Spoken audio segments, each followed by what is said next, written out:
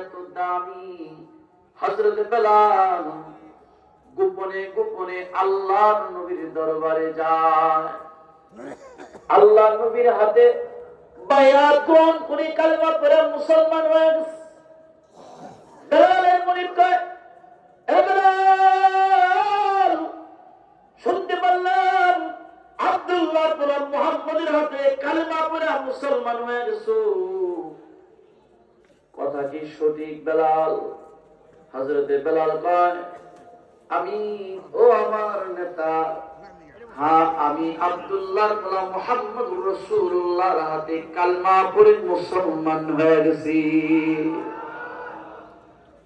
হযরতে বেলালকে সতর্ক করে, সাবধান হয়ে যাও, এই বেলাল সাবধান হয়ে যাও, না না আব্দুল্লাহর গোলাম মুহাম্মদের ধর্ম মানা যাবে না। বেলাল রে, আমাদের ধর্মে চুনকারি মারা যাবে না, এখনো সময় আছে রে বেলাল, আমাদের ধর্মে ফিরে আসো। মুহাম্মাদুর রাসূলুল্লাহ আব্দুল্লাহর গোলাম মুহাম্মদের ধর্মটা মানা যাবে না।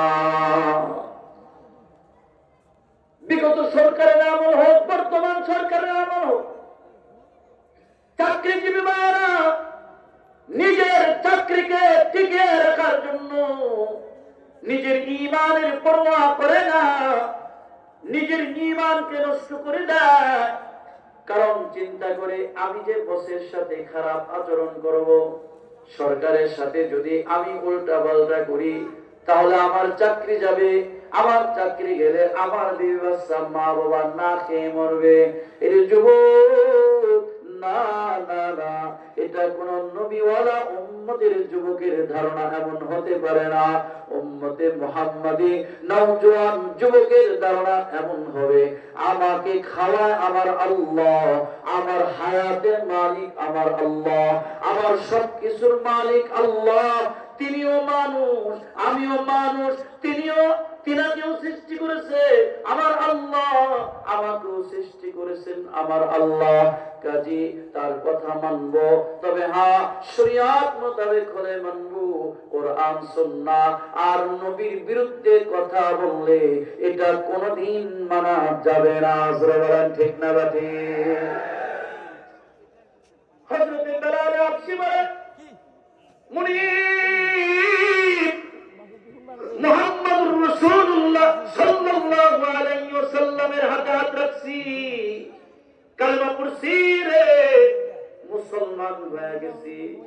ও মুনিব, সুযোগ নাই রে, আমি তুমি মুনিবরে ছাড়তে পারি, মুহাম্মদুর রাসূলুল্লাহর দ্বীনকে ছাড়ব না, আমার রবের দ্বীনকে ছাড়ব না। আমার রবকে আমি বলেছি, আমার রব বলেন আমার আল্লাহ, আমার খালিক আমার আল্লাহ, কাজে আমার আল্লাহ ছাড়া আর কাউকে রব মানি না। মুহাম্মদুর রাসূলুল্লাহ আমার পয়গম্বর, আমি নবীর জন্য আমি বেলাল জীবন দিতেও রাজি। সুবহানাল্লাহ। তুমি আমি কেমন যুবক, যুবক বেলাল হাবশী কেমন যুবক রে, তুমি আমি কেমন যুবক? বেলাল মুনিব রে নিষেধ করে দেয়, মুনিব সাবধান হয়ে যান, কষ্ট দিতে পারবেন তো ফাঁসি দিতে পারবেন, শরীর কাষ্টিতে ঝুলায়া কাতরা কাতরা কষ্ট দিতে পারবেন, কিন্তু আমি বেলাল জমানে পড়েছি লা ইলাহা ইল্লাল্লাহ মুহাম্মাদুর রাসূলুল্লাহ সাল্লাল্লাহু আলাইহি ওয়াসাল্লাম।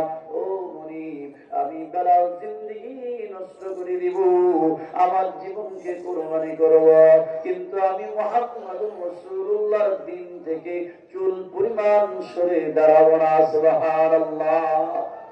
এই শিবচর এলাকার যুবক ভাইরা, এর যুবক হযরত বেলালকে মুনিব ডাকতে বলে, হে বেলাল, আমার কথার বাইরে যদি যাও তো তোমাকে এরকম শাস্তি দেব। হযরত বেলালকে এই যুবক একের পর এক কষ্ট দেওয়া শুরু করলো। কি কিতাবের ভিতরে আছে বেলালকে উলঙ্গ করে উত্তপ্ত গরম বালুর ভিতরে চিৎ করে শোয়া দিছে। শুধু তাই নয়, বেলালের বুকের ভিতরে বিশাল বড় পাথর চাপা দেয়া দিছে। হযরত বেলালের জীবনটা যায় যায় পাথরের চাপায়। হযরত বেলাল শ্বাস প্রশ্বাস ছাড়তে পারে না। হযরত বেলালের পরিবারে আহাত আহাত, যত কষ্ট দাও জীবন দিতে পারবো, জীবন বিলীন করে দিব, কিন্তু আল্লাহর দিনকে ছাড়বো না, পয়গম্বরের দিনকে ছাড়বো না। হযরত বেলালকে এভাবে কষ্ট দেয়। এ যুবক, হযরত বেলাল এমন নির্মম ভাবে কষ্ট দিয়েছে, বেলালের দুই পায়ের সাথে বেলাল ঘোড়ার দুই পায়ের সাথে রশি বেঁধে দিয়েছে, বেলালের মাজা আর গলার ভিতরে রশি বেঁধে হযরত বেলালকে মদিনার অলি গলিতে শেষরাইতেছে। এমন কোন গলি নাই, মক্কার এমন কোন গলি নাই যে গলির মধ্যে, যে গলিতে হযরত বেলালের রক্ত লাগে নাই। হযরত বেলালকে এত কষ্ট দিয়েছে হযরত বেলাল। এরপরে আহাদ বলে, উমাইয়া বলে, বেলাল এত কষ্ট দিলাম, এত তোমাকে নির্যাতন করলাম, বেলাল এরপর আব্দুল্লাহ কোন মুহাম্মাদের ধর্ম ত্যাগ করবে না, ইসলাম ধর্ম ছাড়তে পারো না। হযরত বেলাল কয়, না না, আমি ইসলাম ধর্ম মেনেছি, আমার নবীকে নবী বলে মানছি রে, আমি বেলাল জীবন দেব, তবু ইসলাম ধর্ম থেকে চুল পরিমাণ সরে দাঁড়াবো না। সুবহানাল্লাহ। যুবক ভাইরা আমার, যুবক,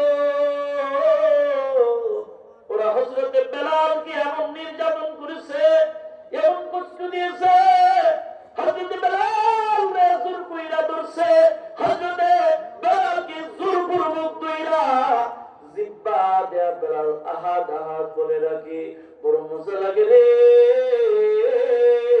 হযরত বেলালের জিহ্বাটা টান দিয়া বাহির করে ফেলাইছে। হযরত বেলালের জিহ্বাটা টান দিয়া বাহির কইরা জমিনের সাথে বেলালের জিহ্বাটা রাইখা বেলালের জিহ্বার মাথায় দাগ দিয়ে দিছে। দাগ দাও রে বেলাল, জিহ্বায় প্রাক মায়া দিলাম, যদি পারস তো এখন রবের নাম টানো। হযরত বেলাল রাজা বলে, এ কাফের ও বেঈমানের দল, আমি বেলালকে যত কষ্ট দাও তো ততই মজা লাগে, তোরা যত বেশি কষ্ট দাস রে, আমি বেলালের জবানে আমার মাওলার নাম তত মজা লাগে। সুবহানাল্লাহ, আল্লাহু আকবার। এই যুবক ভাইরা আমার, এই বেলাল হাবশী রাদিয়াল্লাহু তাআলা আনহু পয়গম্বরের বড় মহব্বত ওরা ছিল রে, পয়গম্বরের অনেক ভালোবেসেছেন, পয়গম্বরের জন্য জীবন দিয়েছে। যুবক ভাইরা আমার, আমরা সকলেই প্রসিদ্ধ ঘটনা জানি, বেলাল, হযরতে বেলাল আল্লাহর নবীকে কেমন মহব্বত করেছেন। আল্লাহর নবীর ইন্তেকাল হয়ে গেছে, হযরতে বেলাল নিজের কাঠিটা লইয়া মদিনার থেকে বাইর হয়ে যায়, মদিনার থেকে চলে যায় রে। মদিনার মানুষগুলা ডাক দে বলে, বেলাল রে কই যাও, বেলাল কই যাও। হযরতে বেলাল বলে, যেই মদিনায় আমার নবী, আমি বেলাল আগে আগে হাঁটতাম, আমার পিছনে পিছনে আমার পয়গম্বর হাঁটত রে, আমার পয়গম্বর হাঁটত, আমি বেলাল আগে আগে রাস্তা ক্লিয়ার করতাম, কাটা থাকলে আমি এটা পরিষ্কার করে দিতাম। আমার নবীর দুশমনেরা আমার নবীকে কষ্ট দেওয়ার জন্য রাস্তায় কাটা রেখে দিত, আমি বেলাল আগে আগে হাঁটতাম, আমার পায়ে কাটা বিধুক আমার নবীর পায়ে যেন না বিধে, এজন্য আমি বেলাল আগে আগে হাঁটতাম, আমার পয়গম্বর আমার পিছনে পিছনে হাঁটতো, আমি বেলাল আমার পয়গম্বর ইমামতি করতো। দুনিয়ার মানুষ রে, আজকে নবী নাই রে, কার জন্য রে আমি মদিনায় থাকবো? যে নবীর জন্য আমি বেলাল মদিনায় থাকতাম, আমার নবী নাই রে, আমি বেলাল আর মদিনায় থাকবো না। হযরত বেলাল মদিনা থেকে চলে গেছে। হযরত বেলাল 6 মাস হয়ে যায়, মদিনার খবর নাই। আল্লাহ নবী সত্য যুগে বেলালকে ডাক দিতো, বেলাল কেমনে রে আমারে ভুলে গেলি? এ বেলাল, বহুদিন হয় আমার রোজায় আসোস না। বেলাল রে, কত না দুনিয়ার হায়াতে মহব্বত করতি, কেন রে দূরে রইছু? একটু আয় না, আমি নবীর রোজা একটু জিয়ারতে আয়। হযরত বেলাল আল্লাহ নবীকে স্বপ্নে দেখছে, পাগল হয়ে গেছে। হযরত বেলাল মদিনার দিকে দৌড়াইতেছে। মদিনায় যখন বেলাল রাদিয়াল্লাহু তাআলা আনহু প্রবেশ করছে, হযরত বেলালকে দেখা মদিনার ছোট ছোট বাচ্চারা পর্যন্ত দূর দিয়া বাড়িতে চলে গেছে। মাকে ডাক বলে, মা গো, মদিনায় দেখলাম রে বেলাল ফিরে আসছে। মারে, বোধহয় আল্লাহর নবীও আসবে, লও না মা, আমরা সবাই মদিনার মসজিদে যাই। সাহাবায়ে কেরাম আল্লাহর নবীর এত মহব্বত করছে, হযরত বেলাল দেখা মদিনার ছোট্ট ছোট্ট বাচ্চারা নবীকে মনে করছে। নওজোয়ান যুবক, এই জমানায় নবী পায়বা না, নবীর ওয়ারাসাতুল আম্বিয়া, ওলামায়ে হক, আহলে দিল, বুজুর্গ, যাদের চেহারা দেখলে নবী মনে পড়ে যায় রে। নবীর আখলাকটা কি মনে হয় এরকম ছিল? নবী মনে হয় এইভাবে কথা বলছে। শাইখুল হাদিস সাহেব বসা, হাদিসের দরজান, মনে হয় যে এরকম আমার নবীর আখলাক ছিল। মদিনার ছোট্ট ছোট্ট বাচ্চারা নবীর চিনল। এ যুবক, তুমি আমি নবী চিনলাম না রে, নবী বুঝলাম না, নবীর আদর্শ এখনো মানলাম না। কবে নবীর চিনবো, কবে নবী বুঝবো রে? জিন্দেগি পার হয়ে যাবে তো নবী চিনবো না। মনে রাখো, হায়াতের মধ্যে নবী চিনবা না, আখিরাতে হাসরের ময়দানে নবী তোমারে আবার চিনবে না। ছোট্ট ছোট্ট বাচ্চা গুলা বলে, মাগো, হযরত বেলাল মদিনায় ফিরে আসছে রে মা, বোধহয় নবীও ফিরে আসবে, লও না আমরা মদিনার মসজিদে যাই। যুবক ভাইরা আমার, হযরত বেলাল মসজিদে নববীতে ঢুকে গেছে। সাহাবায়ে কেরাম হযরত বেলালকে দেখছে, বেলাল, তোমার কতদিন হয় আযান শুনি না, যাও না বেলাল, আযান দিয়ে দাও। বেলাল রে, তোমার জবানে কতদিন হয় আযানটা শুনি না। বেলাল রে, আযান দাও না, বেলাল আযান দাও।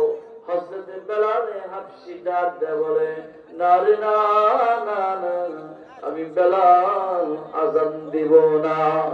আমি বেলাল আযান দিলে আমার পয়গম্বর ইমামতি করছে, আমার পয়গম্বর ইমামতি করছে রে, আমি বেলালের আযানে আমার পয়গম্বর ইমামতি করছে, আমি আযান দিব। কিন্তু আমার নবী তো নাই, আমার নবী আর আসবে না, আমি বেলাল আযান দিব না। সকল সাহাবায়ে কেরাম অনেক আকুতি মিনতি করতেছে, কিন্তু না না, বেলাল আযান দিবে না।